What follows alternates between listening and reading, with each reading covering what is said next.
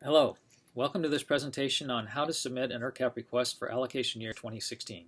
My name is Clayton Bagwell, and I'm a NERSC Account and Allocation Support Consultant in the NERSC User Services Group. This presentation will cover how to start and submit your first ERCAP request, and also how to renew an existing ERCAP request for Allocation Year 2016. For the renewal process, I will point out the areas of the ERCAP request form that have changed for AY 2016. ERCAP is an acronym that stands for the Energy Research Computing Allocations Process. This is how you apply to use NERSC resources. The allocated resources are computing time on our computers and archival file storage in HPSS, the High Performance Storage System. The ERCAP submission deadlines are listed on our main NERSC website at www.nersc.gov/users/accounts/allocations/deadlines. As you can see from the current page, the deadline for submitting a 2016 ERCAP renewal is September 21st at 11:59 p.m. Most new requests should be submitted by the September 21st deadline as well. Awards will be announced in December. New allocation requests for 2015 can be submitted via ERCAP up until the beginning of December. If your new 2015 request is awarded, you should immediately renew it for 2016. Who can apply for a NERSC allocation? If the DOE Office of Science funds your project, or if your research project supports the mission of the DOE Office of Science, you can submit an ERCAP request. To review the missions of the various DOE Offices of Science, go to the NERSC website at www.nersc.gov/users/accounts/allocations/overview. Each ERCAP request needs to have somebody identified as a principal investigator. This person is usually listed as the PI on a research grant. If there are multiple co-PIs listed on your research grant, just select one of them to be designated as the PI for the ERCAP request. If you are new to NERSC and you want to be a NERSC PI, you should first read the instructions at www.nersc.gov/users/accounts/allocations/first-allocation. Then, if you do not already have a NERSC account, you will need to fill out the new PI request form to get a username and password for the NERSC Information Management website, also known as NIM. The new PI account request form can be found at nim, that's NIM, .nersc.gov/newpi.php. After you submit this form, you also need to submit the online electronically signed NERSC Computer User Agreement form. You can find a link to this form on the PI account request page, or you can go directly to nim.nersc.gov/CU.A.php. Once we receive this form and associate it with your NERSC username, we will send you an email with a temporary link to set up your initial password. When filling out the new PI request form, you can also request an account for a new PI proxy. Proxies have the privileges to fill out and submit an ERCAP request for the PI, and also to help manage the users and resources of the project. If you want to designate a proxy who already has a NERSC account, do not try to re-add them through the new PI request form. You can either designate them as a proxy later on when you create your initial ERCAP request, or you can contact the Account Support Office and request that we make their existing account a proxy for you. All users can log into NIM and start an ERCAP request. The one caveat is, if you are already a proxy for an existing PI and you want to become a PI of your own project, you will need to contact the Account Support Office and we will modify your account to allow you to submit an ERCAP request as a PI. Once you have access to your NIM account, log in and go to the My Stuff menu. Then select the My ERCAP Requests option. If you are a PI or proxy for an existing project, you will see your requests from the previous 2 years. In general, existing projects should be renewed for the next allocation year. You should not start a new request if you want to keep your current repository name and your project's user list. Renewing carries forward many of the responses to the request questions and preserves the project's user list.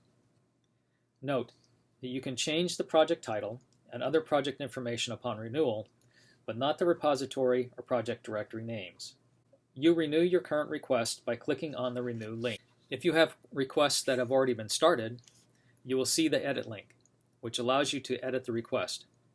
There is also a Download PDF link that allows you to generate a PDF document which you can print and/or save to disk.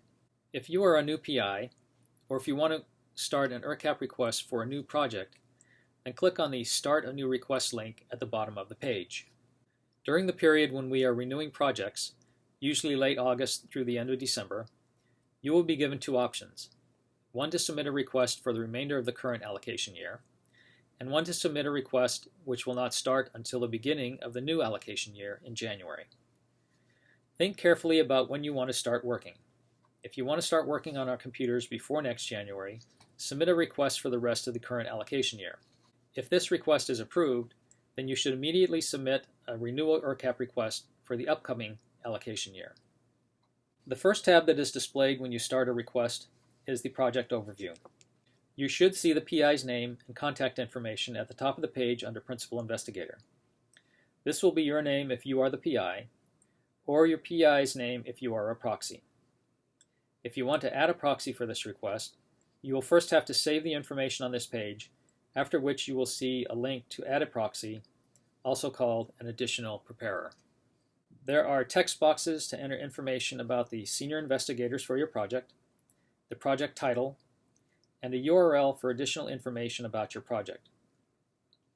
Next, there is an area where you can upload an image that represents your project, but the upload link will not be visible until after you have saved the initial project information. A note about your project title. Please choose a project title that succinctly describes your project that is suitable for display in awards lists and in NERSC's annual report. Under the project image is the project name. The project name should be a short name, no more than 10 characters, but uniquely identifying your project. The project class. This is a menu where you can select DOE base funding, or for a small startup request, select Startup, unless you know that you fit into another class, such as SIDAC. You will already know if you should select a different project class when you get to this point. The sponsoring site is usually the organization of the PI. If it should be different, you can select from the list of organizations currently in our database, or you can click on the link to add a new organization. For the science category, select the science category that best categorizes your work. Do not select Other. This is a placeholder. And finally, the DOE office and program. Select the office that you received your grant from, or whose mission best fits your research. Once you have filled in all these form areas, click on the Save Project Overview button at the bottom of the page. This will save the information you have entered and displays the tabs for the rest of the questions you must answer. You can click on any of the other tabs of the ERCAP request and answer the questions in any order that you like. Remember, you must click the Save button at the top or bottom of each page after filling in the information for that tab, or your information will be lost. You do not have to complete your ERCAP request in one sitting. Once you have saved the initial project overview page, you can come back and work on the request at any time, up until the submission deadline. You can also have your proxy work on any part of the request or complete it for you entirely. So once you have saved the initial information for your project overview tab, you can then click back on the tab and go in and include anyone with an existing NERSC account that you want to designate as a proxy by clicking on the link Add a Preparer or PI Proxy. You can now also upload a graphic to represent your project by clicking the link Select to upload a project image file. We highly recommend that you upload a graphic to represent your project. The image is used to represent your project in publications and on the NERSC website, in particular, the Now Computing page. There are dedicated monitors in the NERSC Computer Center and in the DOE Germantown headquarters displaying the Now Computing jobs on the HPC systems. When you click on the Select to Upload a Project Image File link, we present you with a dialog box to select the image from your computer to upload. We recommend that your image be square in shape and no more than 20 megabytes in size. The next tab is the DOE Funding tab. This is where you provide information about your grant or grants, and you should only answer yes to this question if your grant comes specifically from the DOE Office of Science. This does not include other DOE offices such as advanced research projects, energy efficiency and renewable energy, environmental management, etc. If your grant is not from the DOE Office of Science, you should answer no to this question. As in any web form, it is a good idea to compose your longer answers in a text editor and then cut and paste them into the longer fields. Many fields have a character limit, usually 4,000 characters, and NIM will tell you how much space you have used and how much you have left. There are also a number of questions that allow you to upload a PDF document to facilitate answering the question with a longer explanation, usually something that will take more than 4,000 characters. If your grant is not from the DOE Office of Science, then you will need to provide information about where your research gets its funding. This will include other DOE offices, LDRD funding, other agencies, and university department funding. You will also need to describe your project's relevance to the mission of the DOE Office of Science. The purpose of this section is not to explain what your project does or how important it is. That is done on the next tab for your project description. Here you want to explain how the goals of your project overlap with or align with the mission of the DOE Office of Science. Your request will be evaluated on the basis of this alignment, and those projects that can demonstrate an alignment with the DOE Office of Science are more likely to receive an allocation award. On the second part of the DOE Funding tab, you must scroll down and answer the questions on legal controls and usage monitoring. You will not be able to submit your ERCAP request unless these questions have been answered. For the legal controls question, if you answer anything other than none, you will be provided with a text field to explain your answer. If necessary, NERSC will contact you for further information. There are also 2 questions about monitoring the usage of your project. Be sure to save your answers before you leave the tab. The next tab is for your project description. Here you have 2 ways to describe your project. First is the project summary. This is a non-technical overview of your project's goals and significance. This means you want to avoid using technical jargon if possible. Describe your project at a Scientific American level of sophistication. Then there is an optional long project description. This is one of the questions that allows you to upload a PDF document. This may be a document that you use to obtain your grant or that details the purpose of your project. The next section on this tab is an overview of your accomplishments. Again, here you want to use terms that are easily understood by people outside of your field. Here you also have an option to upload a PDF document in order to provide a longer description of your accomplishments. Next are your relevant publications. Your published findings are very important to NERSC and to your program manager because this information is used to support requests for increased resources. Answers to these questions are required for renewals. First are the refereed publications.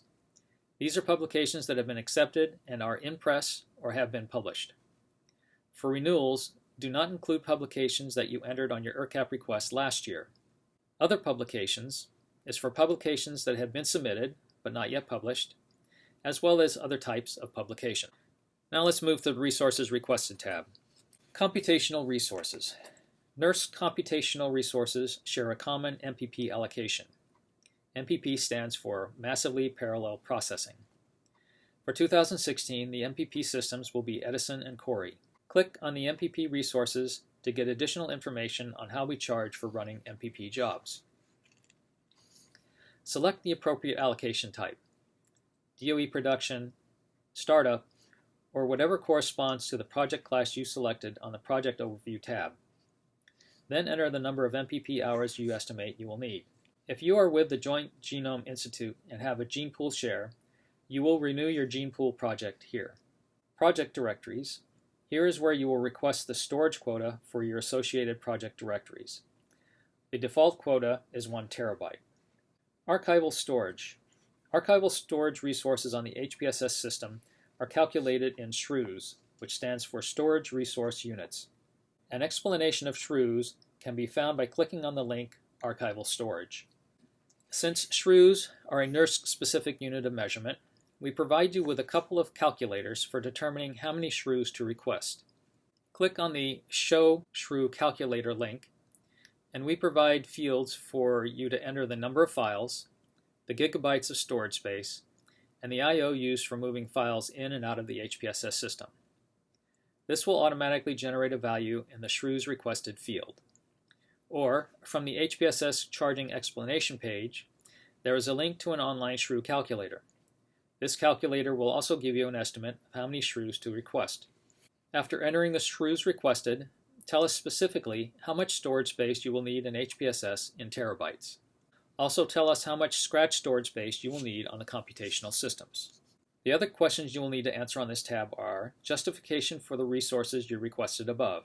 Tell us how you determined or estimated the number of MPP hours and storage and scratch space that you are requesting. Next, tell us about any events or deadlines that affect your research and computational needs through the year. And finally, do you have any real-time computing needs?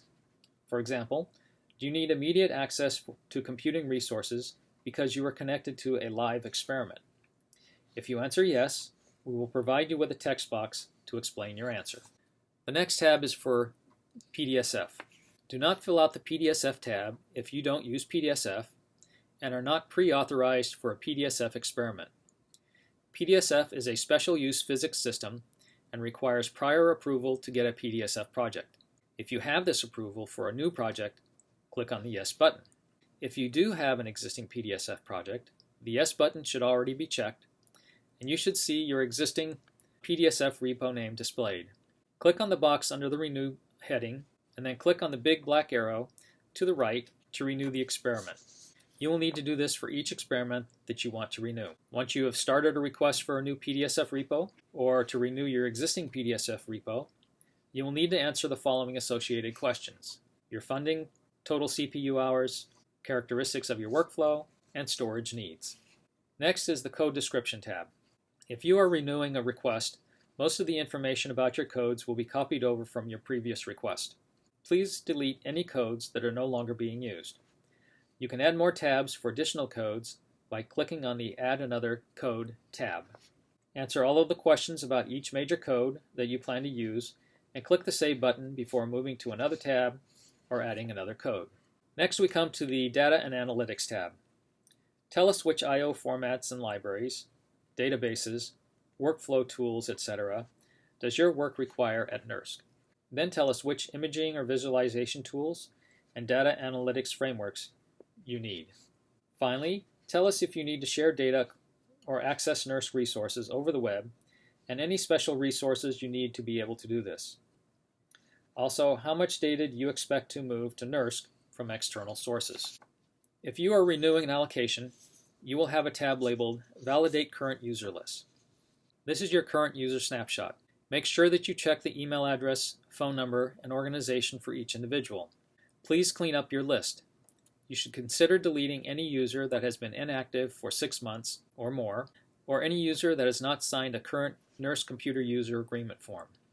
This is indicated by a value of Old Form or None in the Signed Policies column. You can remove users immediately by setting their project role to Deleted, or you can let them continue through to the end of the year and remove their account from your project next year by setting the next year status to Delete Next AY. The exception to this being PIs and proxies. If you make a change for a PI or proxy here, it will only affect your upcoming allocation year's role. If you want to make a change for the current year, please contact the Account Support Office by sending email to accounts@nersc.gov. Be sure to check the box at the bottom of the page certifying that you've checked everybody's information before you complete the validation process. You will not be able to submit your ERCAP request without checking and saving this box. The Other Information tab. Tell us about any other HPC support you will be receiving from outside of NERSC. DOE also needs to know if you are applying for Insight time as well. Additional information. Use this if you need to add supporting information for DOE or NERSC. Enter any additional information you would like the review committees to consider in support of this request. And finally, you can also give us feedback on how we are doing to support your needs and your experience with the ERCAP application allocation process. When you've completed answering all of the questions to your satisfaction, go to the Submit Request tab. Be sure to check the box stating that you are finished, click the button, and this will submit your request. Note that the status of your request is displayed in the tab title area next to the last updated date. such as not yet finished, finished, or validated. Once a request has been validated, you may no longer edit it. If you need to perform additional editing after your request has been validated, you will need to contact account support and ask for your ERCAP request to be unvalidated. The final tab on this page is the Show Complete Request tab. This allows you to display all the answers you have provided to the questions on a single page. However, it does not display the attached PDF files. To print or save to disk a complete copy of your request, including any attached PDF files, use the Download PDF link located under the Show Complete Request tab and the last updated date stamp. This completes the steps for submitting or renewing an ERCAP request. Here's a list of the URLs mentioned during this presentation. And here are the email addresses and phone numbers of the Accounts and Allocations offices. If you have any questions or encounter any problems with submitting your ERCAP request, please feel free to contact us. Thank you for watching and have a good day.